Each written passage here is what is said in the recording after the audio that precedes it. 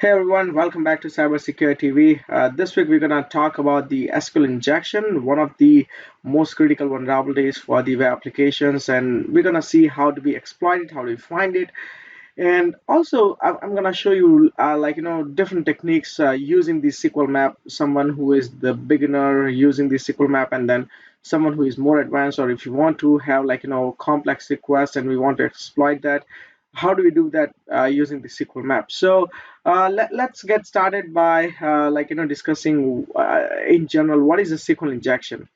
Now, I'm not gonna go into much detail. Will, if you want, hit me in the comment section. I will do a separate session on what is the SQL injection. But just to give you guys a brief understanding on what the SQL injection is, it's sort of like in different tracks, like an injection attack, when the attacker is gonna put the payload into the web application, and the payload could be anywhere into the hidden parameters, into the GET request, into the headers itself, and some way the application, when it's interacting with the backend database, the payload inserted by the attacker will get executed and get the information out from the database, and somehow attacker will have the access to that information. So why the problem arise? Because there is not enough sanitization of the input parameters developed by the application developer, and that's how, we generally say use the parameters query, avoid using the simple queries, because that would lead to a SQL injection. Now, what are the types of SQL injection? There is an error-based SQL injection, there is a time-based SQL injection, and there is a blind SQL injection. So without waiting longer, or without wasting much of the time, let's get to our demo. I have prepared one application. Actually, that's an application you can download from the GitHub, developed by one of the developer, which is intentionally broken, which has multiple SQL injection module, which you can also use to learn. I'll put that into the description of this video, so if you guys want the details, feel free to check out the description as well. Let's jump onto our VM and see how it works. So here is the application. This is the SQL injection. Like, the name of the application is Vulnerable Web Application, and we are in the module of the SQL injection. As you can see, there are multiple levels. Of course, using the automated tools, we can exploit any of one of them. And here's the information of the who developed the application as well. So let's click on the SQL injection one and see. So here is the one of the page which says you enter the first name, you hit the submit, and you get the last name. So here's the example, like it says John Doe. So let's type John here, submit, and we got the last name. Now, if we have to look for whether it's an SQL injection or not, what we usually do is our simplest payload is make the query unconditional true. So for example, what I'm going to do is or 1 is equal 1. So what this happens is the query will remains true. So for the queries will become if the first name is equal to 1 or 1 is equal to 1, and this is always going to be hold true. So if there is an SQL injection, we should be able to get all the data from the database. So if we hit submit, and as we can see, we have all the last name which is in the database. The good thing about this application is since you have the source code, you can also just go into the source code and see where the problem is. As I said, if they're using the simple query and not using these parameters query, then that's when the problem arises.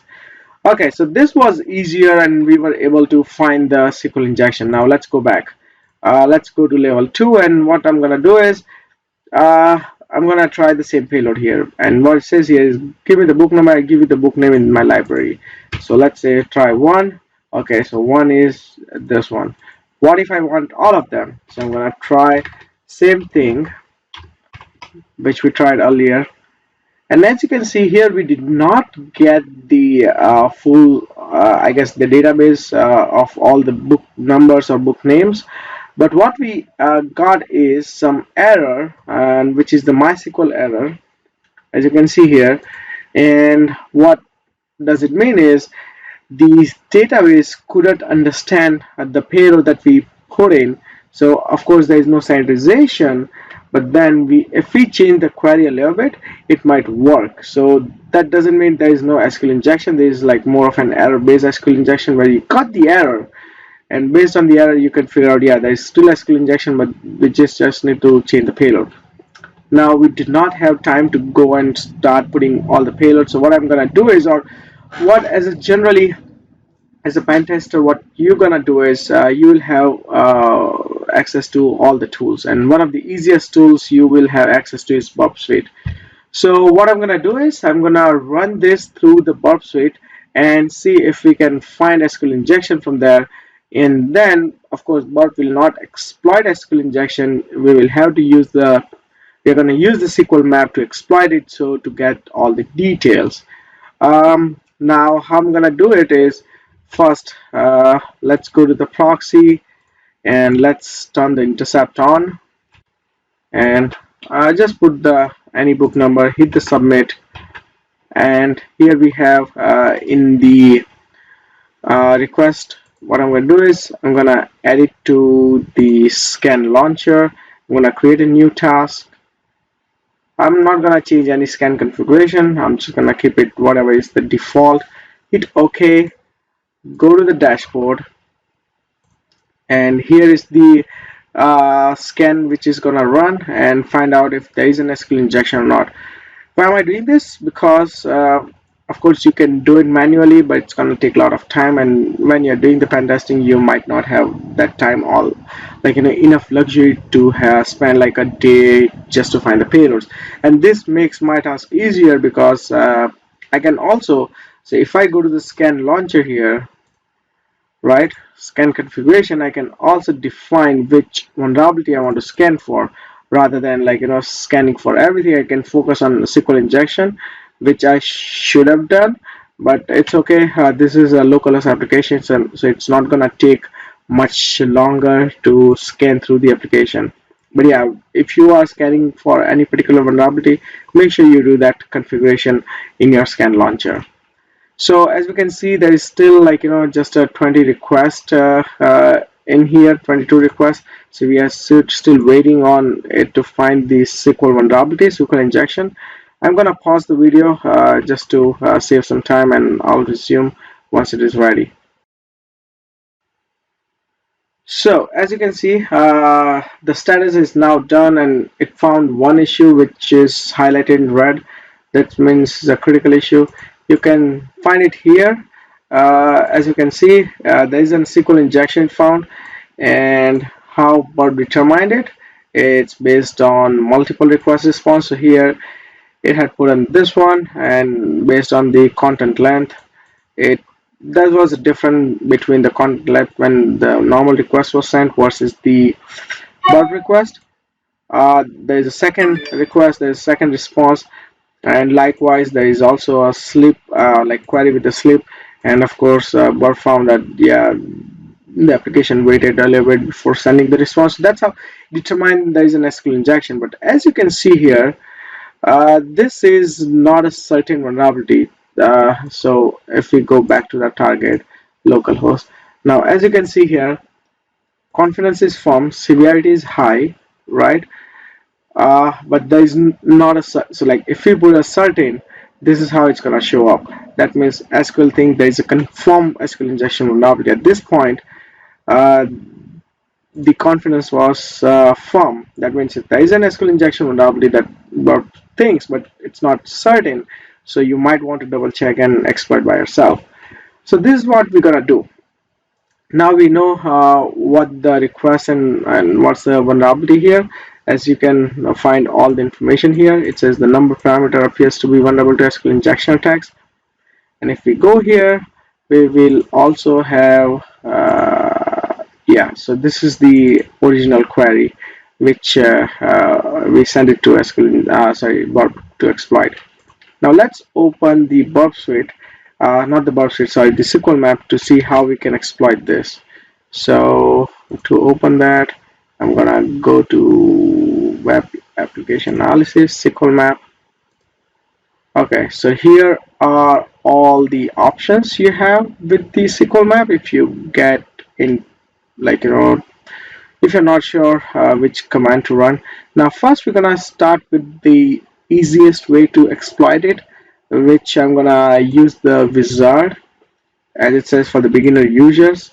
So what I'm gonna do is I'm gonna type SQLMap hyphen wizard.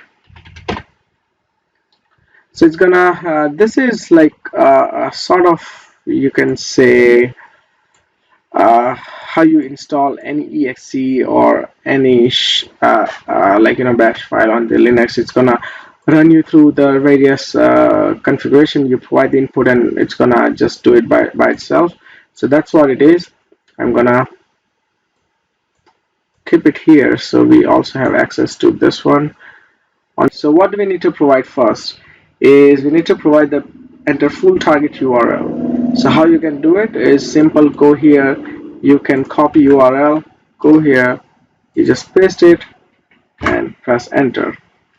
Now post data, enter for none. Generally sometimes you might find SQL injection in the get parameter, so you don't need to provide any post data, but in this case we have a post request and that data is here, so we need to provide that. Otherwise you just press enter if you don't have anything. So what I'm going to do is I'm going to copy this, paste it here, hit enter. Now injection difficulty, please choose normal, medium or hard. I tend to go with the medium if I if I think, unless I think there is it's very hard to find the injection vulnerability. And then animation, what you want to do, you want to do the basic, intermediate or everything. For this one I'm just gonna do like a basic because we just want to confirm whether there is an SQL injection or not, and it's also gonna run through quickly for that, so that's why I have that in here. Let me expand. So now the SQL map is gonna run. It's gonna of course we have not specified which parameters. It's gonna check for both, and there you go. It's finished, and as we can see here, it found the parameter number as a vulnerable, which also was given by the Burp suite, and it said it's an error-based SQL injection. And then there is also time-based SQL injection. Here are the queries or the payloads which SQLMap tried to get the data, and as you can see, it was able to determine the web technology 734, Apache 2.4, backend database is MySQL, banner is this, current user is root, database is this, and current user is DBA. Yes, that's true. So this was the easiest way to exploit the SQL injection, and if you happen to come across this situation, you can definitely use this. Now there's a one tricky situation. The tricky situation is, what if there is SQL injection in the post authenticated pages, where you also have to provide the session cookie or session information to the SQL map so it can get the actual request and response. Because in this case we did not have any cookie information, and that's why it was easier, because even if I give you this particular request and you send it, you will still get the same response as I got. But if it's an authentication page, let's say after you log into your e-commerce website, and after you log in you add something to the cart, and that's where the vulnerability is. Now that page is not accessible by everyone, so even if you give this request, that request to the SQL. So for example, let me show you real quick. So if we go to demo.testfire.net, okay, I'm not, so there is a username password, right? So if I click here, now as you can see, a post, okay, and if I click one more, just a sec, okay, yeah, show count, not this one, yeah, this one does not have any response. What was the, yeah, so for example this one, right, it says bank show account number, list account with this account number, which I had given it here. And this is, let's say this is a banking website and you find the SQL injection in somewhere, let's say in list account parameter. But if I send this, so let me send it to the repeater. If I send, of course, I'm gonna get the full response. But what if I do not provide this cookie information? All right, I'm not gonna find anything, and what it's gonna do is it's gonna redirect me to the login page because I do not have cookie information. So in this scenario, you cannot use the same technique which we had used because there was no way for us to provide the detail. So the other way to do it, actually the easier way to do it, is using the file. So in this case, we're gonna use the providing the file to the SQL map. So if you want to see that option, it's available in the advanced options. So as you can see, that these are many options than the earlier one we're able to find. So here you can see how you can determine the in that complex scenario. You can use all these methods to do it, but the method I'm going to show you is would be the easiest to use in your future pen testing, because you just need to take the I'm going to do is you're just going to take, for example, what was the not this one. We're going to use this as a request, and we just put it in the file and we provide that to the SQL injection, which will also have the cookie or barrel token or whatever it requires for the authentication. It's gonna use that for exploiting it. So if you see that, okay, let me. So here you can see you can provide the target directly. You can also provide the URL, but this is what we're gonna use. Load the HTTP request from a file. All right, so let me go ahead and create a file. So on the desktop, what I'm going to do is I have this text file. What I'm going to do is I've copied this from here and just paste it in the text editor and save it. So that's all we need for now. And let's go back to our terminal. And what I'm going to do is we will have SQLMap. Of course, we're going to use the R for the file. The file is on the desktop, so and its name is the injection.txt, but we don't need to necessarily give the extension here. What next we're gonna do is we're gonna provide the difficulty for the exploitation, which is 5. I'm just gonna go to the highest number, or you can also do like 3. Here we're gonna do risk as there are 3 options, 1, 2, or 3. I'm gonna choose the middle as 2. You can go up and down. The next thing we're gonna need to provide is parameter, like which parameter is vulnerable. You can get that information from the burp itself, where it says number is the vulnerable parameter.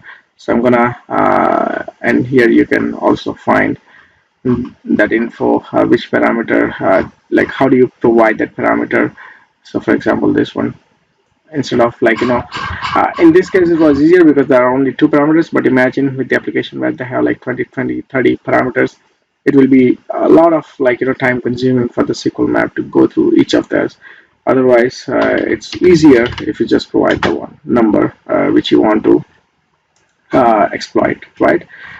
The next thing we're gonna do is what we want to what we want to retrieve. Do we want to retrieve everything? We want just a banner, or we want to retrieve current user? You can use whatever the options. Let's just go with the everything.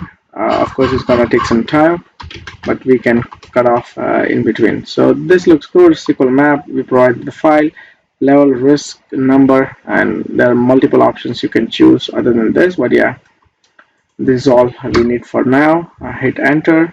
Okay, so it went through quickly. It says, do you want to store hashes to a temporary file for evaluation further processing the other tools? I would say no, because I don't care right now. Perform dictionary where I can with type partial hashes. Yes, I want to do that. So as you can see, it's been going fairly quickly, and the reason for that is the application is hosted on the local host, so it has really great access to the quick access to the database, and everything is on one box. But yeah, if you are on the web based, like the application is somewhere in the cloud, then it might take a little bit more longer. Okay, do you want to crack the additional reverse attack? I'm gonna just quit for now because we have confirmed that there is an SQL injection. We have found enough evidence and enough records of everything that we could derive from the database. So here, if we start from the top, so here we can see it, like it collects all the database users. Of course, we saw that earlier, the banner information. Then we also have what privilege this user has and other user roles and everything. So, and here it also gather all the table, their entries, their columns, and everything. So this is how you can use. There are a couple of ways you can use this SQL map in conjunction with the Burp suite to minimize the effort you have to put in to exploit the SQL injection. Now, there is one other way you can also do it, which is even more easier and which I use sometimes, is using there is an add-on within Burp Suite of SQL Map, which you can download, install, and use that for exploiting. I'm not gonna do that, show it now because this is getting a little bit on lengthier side. So I will keep that for the next session.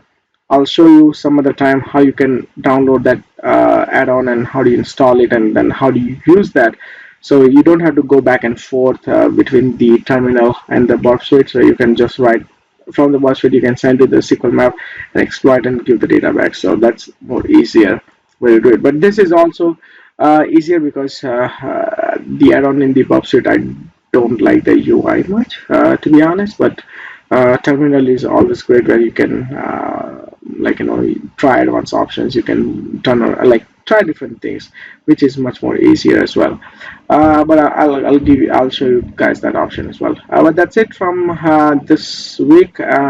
Thank you for your time, and please subscribe and hit the like button if you like this video, and please leave the comments if you think you want to know something else, or you have any idea in mind what you need to what would be beneficial for everyone if I show you some other tools or any other topic in application security.